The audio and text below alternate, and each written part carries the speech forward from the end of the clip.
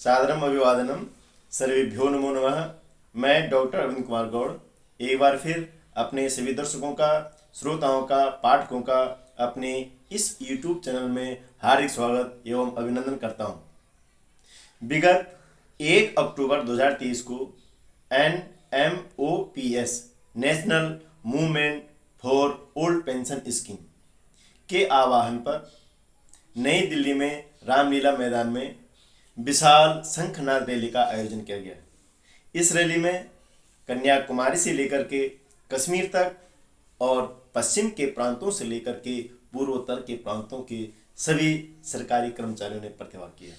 वहां पर बहुत बड़ा जनसैलाब उमड़ा हुआ था।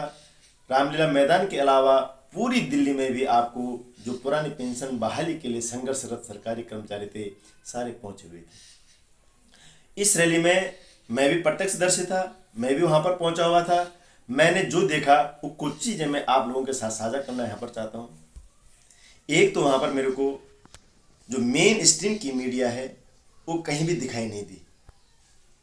जो लोकतंत्र का चौथा स्तंभ था, जिन्होंने कर्मचारियों की इस मांग को प्रचार प्रसार करना था, लेकिन वो मीडिया मेरे को वहां पर दिखी नहीं, जो कि दुर्भाग्यपूर्ण है और दुर्भाग्यपूर्ण और आश्चर्यजनक भी। दूसरी बात जो वहां पर देखी गई कि वहां पर मोबाइल नेटवर्क प्रॉपर काम नहीं कर रहा था। यदि कोई सोशल मीडिया के माध्यम से, जो विभिन्न प्लेटफॉर्म है, उस माध्यम से उस रैली को प्रचारित एवं प्रसारित करना चाह रहा था, तो वो प्रचारित प्रसारित नहीं कर पा रहा था। एक बात और जो वहां पर मैंने महसूस की कि बीच में जब वक्ता लोग अपनी बातें रख रहे थे तो मंच में लाइट ही नदारद हो गई थी, आवाज ही नहीं आ रही थी, जो बोल रहे थे हम सुन नहीं पा रहे थे। तो कई प्रकार से इस रैली को प्रभावित करने का विचार भी किया गया। अब बात करते हैं हम। केंद्र सरकार ने 1 जनवरी 2004 से NPS, जिसको आम जनमानस न्यू पेंशन स्कीम बोलता है, लेकिन सरकार ने नेशनल पेंशन स्कीम इसको नाम दिया है। राष्ट्रीय पेंशन जो योजना है वो नाम दिया हुआ है। तो 1 जनवरी 2004 से सेंटर में लागू हुई। और उत्तराखंड की मैं बात करूं तो उत्तराखंड में 1 अक्टूबर 2005 से जो नई पेंशन स्कीम है ये लागू हुई। अब बात करते हैं कि यदि नई पेंशन स्कीम, जो राष्ट्रीय पेंशन स्कीम है, इतनी ही आकर्षक है तो राजनेता लोग क्यों नहीं इसको अडॉप्ट कर लेते। और यदि NPS में कुछ खामियां हैं, कुछ दिक्कतें हैं, तो क्यों उन लोगों पर, कर्मचारियों पर जो 60 साल तक देश की सेवा कर रहे हैं और विभिन्न परीक्षाओं को पास करके सरकारी सेवा में आते हैं, उन पर NPS थोपी जा रही है।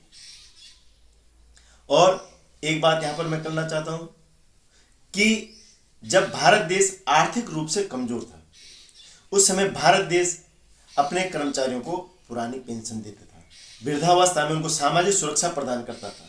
और आज जिस प्रकार से प्रचारित एवं प्रसारित किया जा रहा है कि भारत की जो इकोनॉमी है, $5 ट्रिलियन की इकोनॉमी है, और इतनी बड़ी इकोनॉमी होने के बावजूद भी अपने कर्मचारियों को बाजार के हवाले, जो NPS है वो बाजार पर आधारित है, बाजार के हवाले क्यों छोड़ा जा रहा है?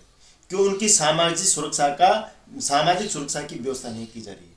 एक विचारणीय प्रश्न है। क्या जब हम वृद्ध लोगों को वृद्धावस्था पेंशन दे सकते हैं, किसान पेंशन दे सकते हैं, विधवा पेंशन दे सकते हैं, तो एक सरकारी कर्मचारी को पेंशन देने में क्या दिक्कत है? मेरे सामने 2 उदाहरण है। समय आने पर आप लोगों के साथ में दस्तावेज भी साझा करूंगा।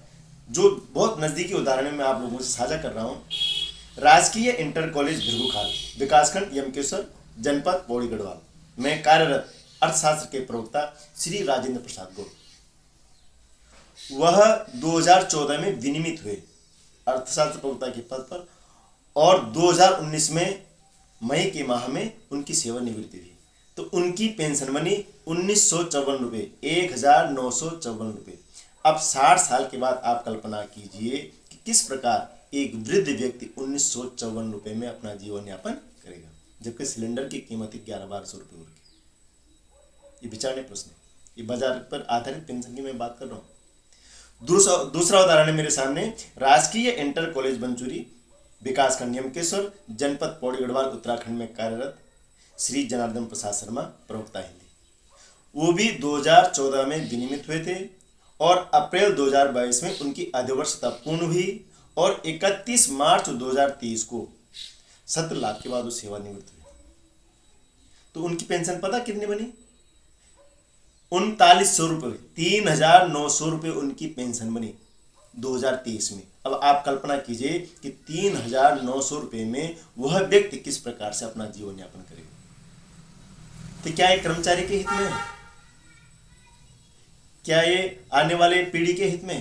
तो निजीकरण से सरकार को बचना चाहिए और सरकार का काम होता है जन कल्याण करना, न कि व्यापार करना। सरकार को अपना मुनाफा नहीं देखना, सरकार को जन सेवा करना है, इसलिए सरकार को चुना जाता है। आशा करता हूं कि आप लोग इस वीडियो को देखेंगे, पसंद आएगा तो लाइक कीजिएगा, शेयर कीजिएगा और यदि अभी तक चैनल को सब्सक्राइब नहीं किया है तो चैनल को सब्सक्राइब अवश्य कीजिएगा। आगे रामलीला मैदान में क्या क्या गतिविधियां हुई, हमने बहुत सारे लोगों से वहाँ पर उनके विचार जानने का भी प्रयास किया है। आगे आपको वीडियो में सब देखने को मिलेगा।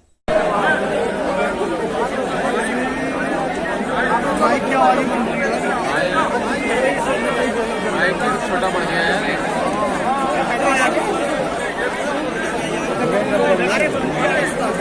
लाइट काट दी होगी।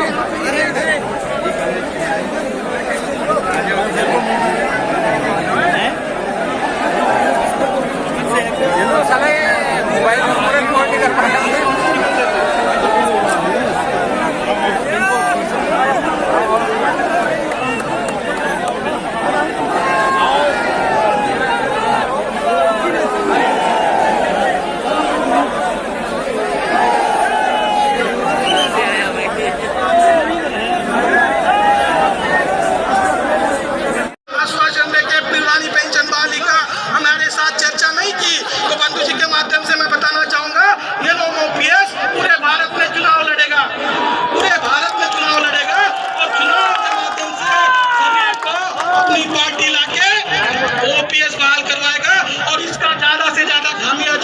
इसको भुगतना पड़ेगा, इसका ज्यादा से ज्यादा खामियाजा कांग्रेस और बाकी के जो इंडिया के जो पार्टी है उनको भुगतना पड़ेगा, क्योंकि हम चाहते हैं ओपीएस इंडिया दे या भारत, हमें उससे कोई मतलब नहीं है। हमारी ओपीएस हमें बहाल करानी है।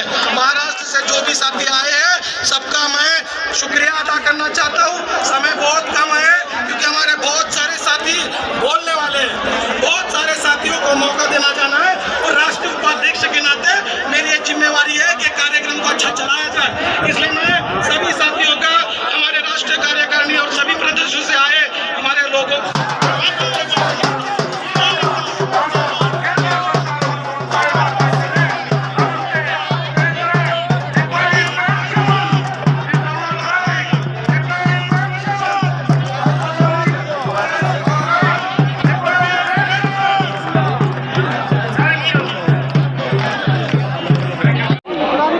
सामाजिक सुरक्षा है और इसमें जो है जो एमपीएस की योजना है पूरी तरह से जो है बाजार आधारित है और बाजार कभी टूटता कभी उठता, इसका कोई भरोसा नहीं, अभविष्य नहीं है।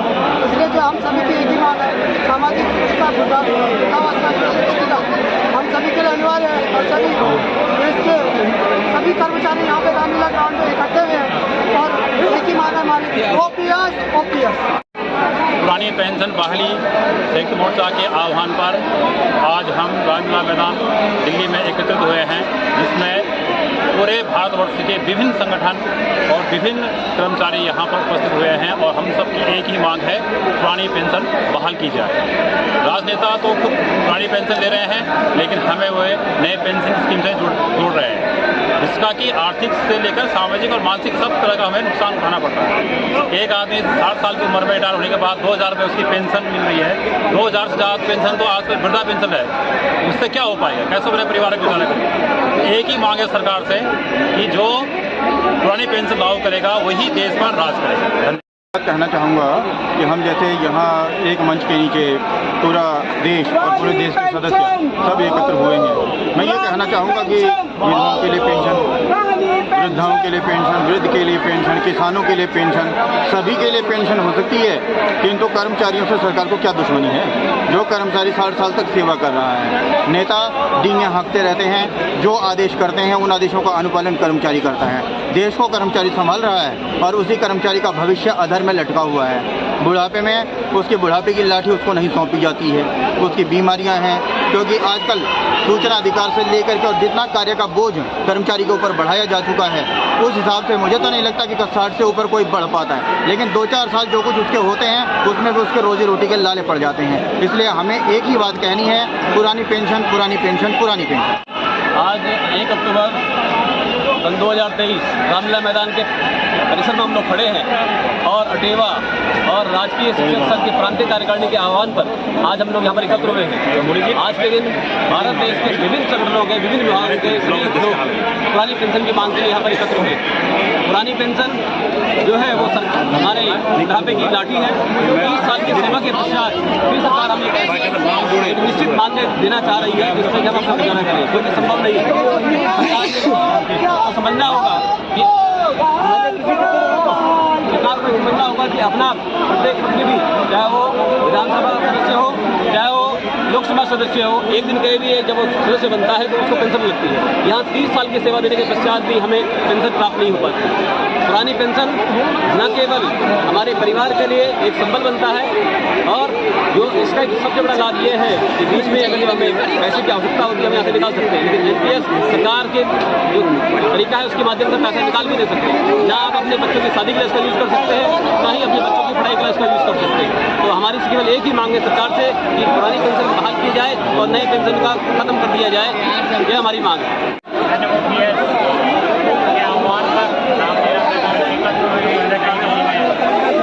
और हमारी एक ही मांग है, क्योंकि सरकारी कर्मचारी किसी भी सरकार की अपना भुगतान होते हैं और सारी योजनाओं की जिम्मेदारी इम्प्लीमेंट करने की जिम्मेदारी उस पर होती है। और सरकार ने पुरानी पेंशन व्यवस्था को समाप्त कर कर्मचारियों की एक सामाजिक सुरक्षा को बहुत बड़ा धक्का दिया है।